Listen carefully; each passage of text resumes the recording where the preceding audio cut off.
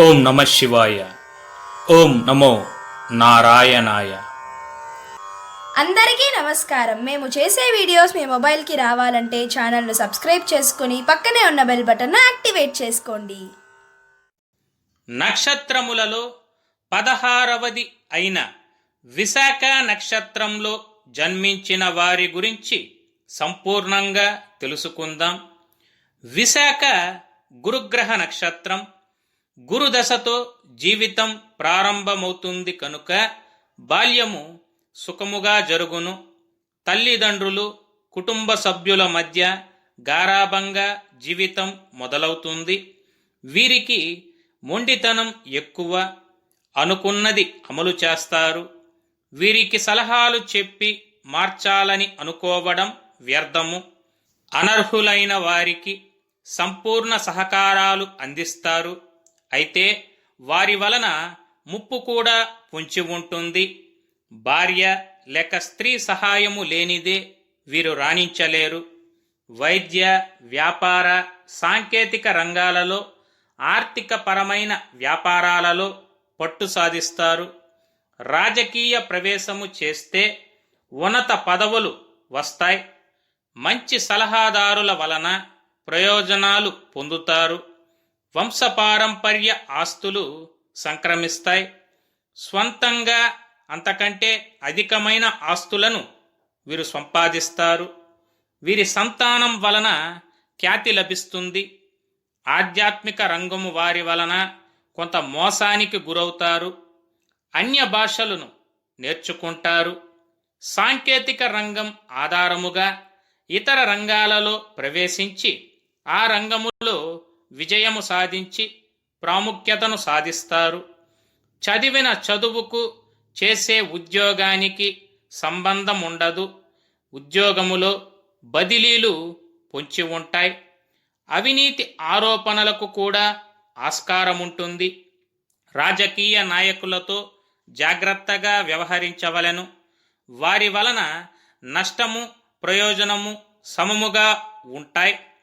కఠినమైన మనస్తత్వం వీరికి ఉంటుంది. విదేశీ పౌరసత్వం లభిస్తుంది. జీవితంలో కనీస అవసరాలను తీర్చుకుంటారు.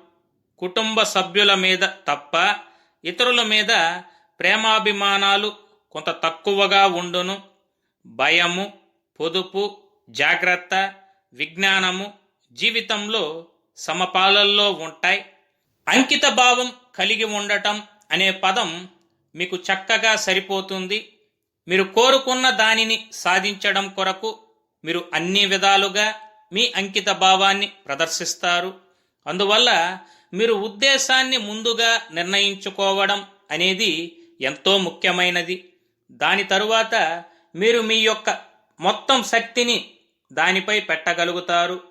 మీరు అన్ని వేళలా పనిచేయడానికి ఇష్టపడతారు. జీవితంలో అన్ని రకాల సౌఖ్యాలను పొందాలనే వాంఛ మీకు ఉంటుంది. వేడుకలు, ప్రేమ మరియు విలాసం అనేవి మీ జీవితంలో ముఖ్యమైన భాగాలుగా మీరు పరిగణిస్తారు. మీ చూపు ఎంతో తీక్షణంగాను మరియు మీ కళ్ళు ఎంతో అందమైనవిగాను ఉంటాయి. మీరు ఎంతో మర్యాదపూర్వకంగా, సామాజికంగాను ఉంటారు మరియు ఎల్లవేళలా సంతోషంగా ఉంటారు. మీ స్వరం ఎంతో మధురంగా ఉంటుంది మరియు ఎన్నడూ ఎవరి పట్ల మీరు పరుషంగా మాట్లాడరు. విద్యాపరంగా మీ పరిస్థితి చాలా బాగుంటుంది. బృహస్పతి యొక్క ప్రభావం కారణంగా మీరు మీ బాల్యం నుంచి జ్ఞానాన్ని పొందడం కొరకు అధిక ఉత్సాహాన్ని కనబరుస్తారు. మీరు బాగా చదువుతారు. అందువల్లనే మీరు ఉన్నత విద్యను అభ్యసిస్తారు. శారీరకంగా కష్టపడే విషయానికి వస్తే మీరు దానిని పరిహరించడానికి ప్రయత్నిస్తారు. అయితే మీరు మీ మెదడును ఎక్కువగా ఉపయోగిస్తారు. ఒకవేళ మీరు సామాజిక కోణాన్ని పరిగణనలోకి తీసుకున్నట్లయితే మీరు చాలా స్నేహపూర్వకంగా ఉంటారు. కనుక మీ సర్కిల్ చాలా పెద్దది. మీరు వ్యక్తులచే ప్రేమింపబడతారు మరియు గౌరవించబడతారు. మీరు ఎవరికైనా అవసరమైతే వారిని కాపాడటం కొరకు మీరు ఎల్లప్పుడూ ముందుకొస్తారు. ఈ కారణం వల్లనే వారికి బాగా అవసరమైనప్పుడు మీ వద్దకు వస్తారు. సామాజిక సంక్షేమ కార్యక్రమాలలో పాల్గొనే సంస్థలకు మీరు అనుబంధంగా ఉంటారు. మీ జీవితంలో సంప్రదాయ ఉదారవాదం మరియు పాత సాంప్రదాయాలకు ఎలాంటి విలువ ఉండదు. మీరు జీవితంలో ఎవరికి కూడా చెడు చేయడానికి ఇష్టపడరు. మీ స్వరం ఎంతో శక్తివంతమైనది. అందువల్లనే ప్రజలను మీరు ఆకర్షిస్తారు. ఒకవేళ మీరు రాజకీయాల్లో ఉన్నట్లయితే అనేక సామాజిక సంక్షేమ కార్యక్రమాలను చేస్తారు. రోజువారీ సంపాదన విషయానికి వస్తే వ్యాపారం చేయడం కంటే ఉద్యోగం చేయడానికి మీరు ఎక్కువగా ప్రాధాన్యత ఇస్తారు. ప్రభుత్వ ఉద్యోగం పొందడం కొరకు మీరు చాలా కష్టపడతారు.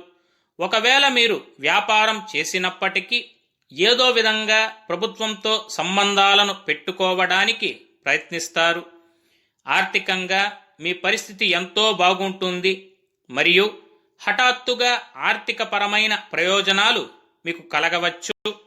లాటరీలు మొదలైన వాటి ద్వారా కూడా మీరు లాభాన్ని పొందవచ్చు. మీరు డబ్బును ఆదా చేయడాన్ని ఆస్వాదిస్తారు మరియు అన్ని విషయాలు కూడా మీకు ఎంతగానో సహాయపడతాయి. మీకు ఎన్నడూ ఆర్థికపరమైన ఇబ్బందులు కలగవు మరియు ఒకవేళ మీకు అటువంటి సమస్యలు ఏర్పడినట్లయితే అవి తాత్కాలికంగానే ఉంటాయి. మీరు ప్రతి విషయంలో ప్రత్యేకంగా రాణించడానికి ప్రయత్నిస్తారు. దీనివల్ల ఎల్లప్పుడూ మీరు విజయం సాధిస్తారు. మీకు అనుకూలమైన వృత్తుల్లో ఫ్యాషన్ డిజైనింగ్, మోడలింగ్, రంగస్థల కళాకారులు, రేడియో, టెలివిజన్, రాజకీయాలు, ఆర్మీ, నృత్యం, custom, police, security force, security guard మొదలైనవి ఉంటాయి. మీ జీవిత భాగస్వామిని మరియు పిల్లల్ని చాలా ఎక్కువగా ప్రేమిస్తారు. వారితో ఎక్కువ సమయం గడపడానికి ఇష్టపడతారు. కుటుంబ విషయానికి వచ్చేసరికి ఉమ్మడి కుటుంబంలో జీవించడానికి మీరు అధిక ప్రాధాన్యతను ఇస్తారు. అదేవిధంగా మీకు మీ స్నేహితులు మరియు మంచి వ్యక్తులకు ఎలా స్వాగతం పలకాలో తెలుసును. 50 సంవత్సరాల అనంతరం జీవితం సుఖవంతంగా జరుగుతుంది కనుక వీరి వృద్ధాప్యము సుఖవంతంగా ఉండును.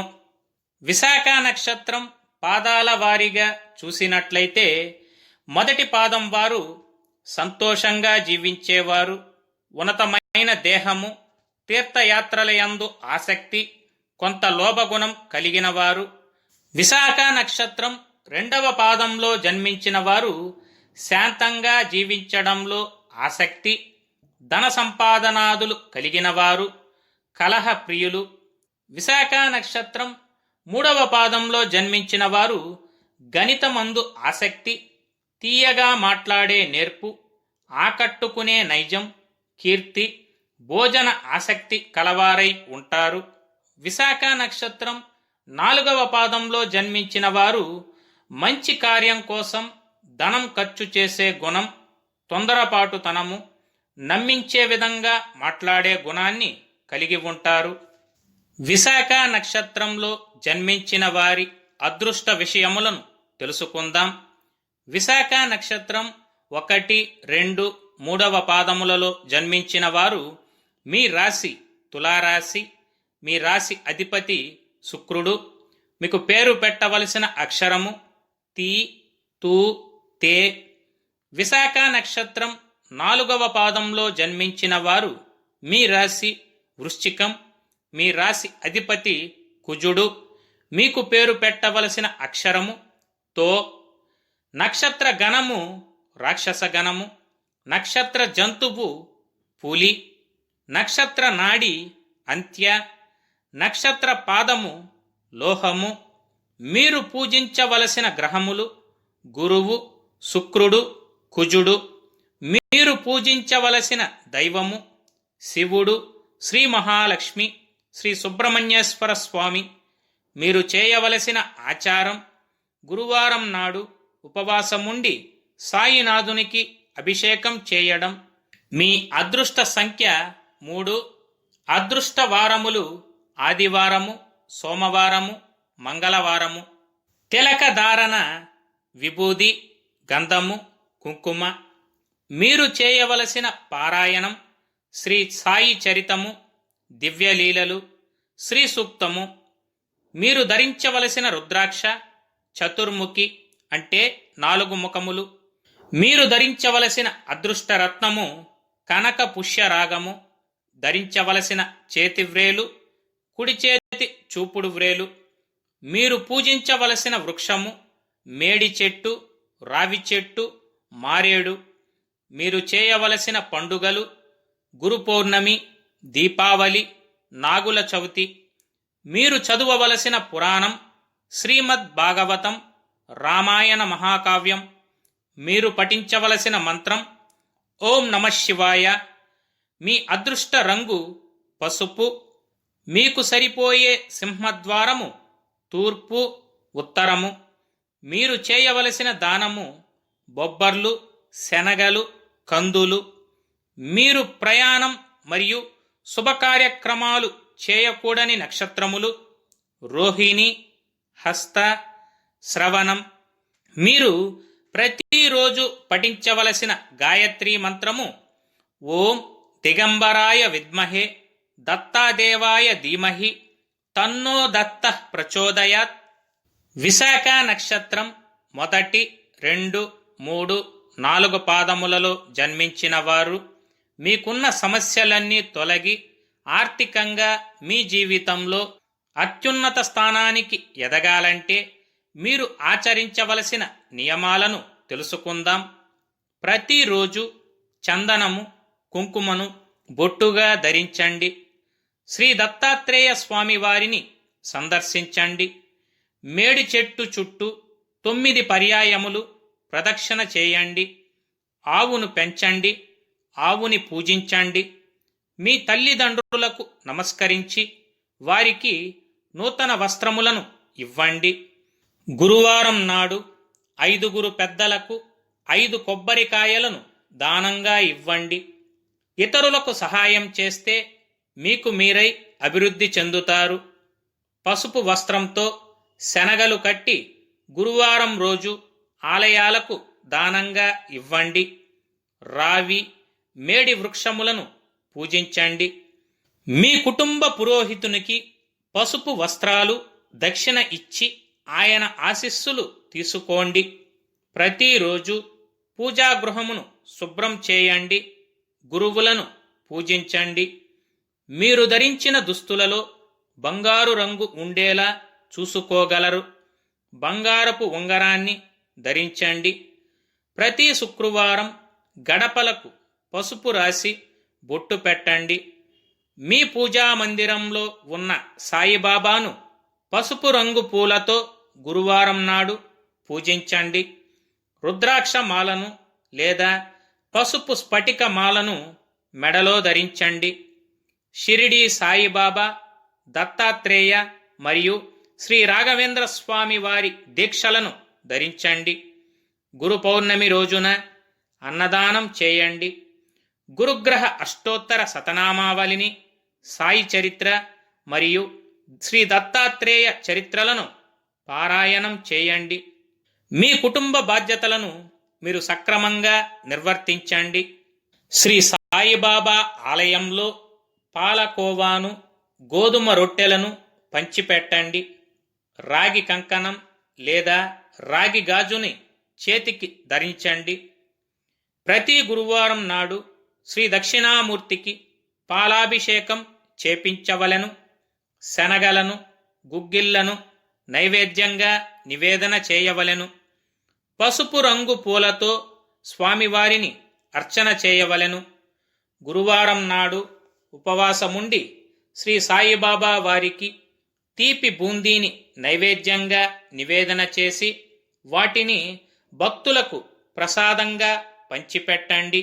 మరీ ముఖ్యంగా విశాఖ నక్షత్రం వారు మీ జీవితంలోని సమస్యలు తొలగి మీరు అత్యున్నత శిఖరాలను అధిరోహించాలంటే ఒక శుక్రవారం నాడు 6 పడై వీడు అయిన తమిళనాడులోని తిరుత్తని శ్రీ సుబ్రహ్మణ్య స్వామి వారిని దర్శించి స్వామికి పాలాభిషేకం చేపించి అక్కడ మీరు నిద్ర చేసినట్లయితే మీకున్నటువంటి సమస్యలన్నీ తొలగి సకల ఐశ్వర్య ప్రాప్తి మీకు సిద్ధించును.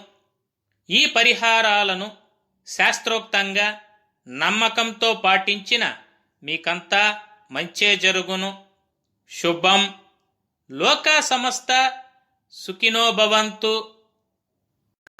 ఈ వీడియో మీకు నచ్చినట్లయితే సోషల్ మీడియాలో షేర్ చేయండి. మరిన్ని అప్డేట్స్ కొరకు ఛానల్ని సబ్స్క్రైబ్ చేసుకోవడం మర్చిపోకండి. Thank you for watching.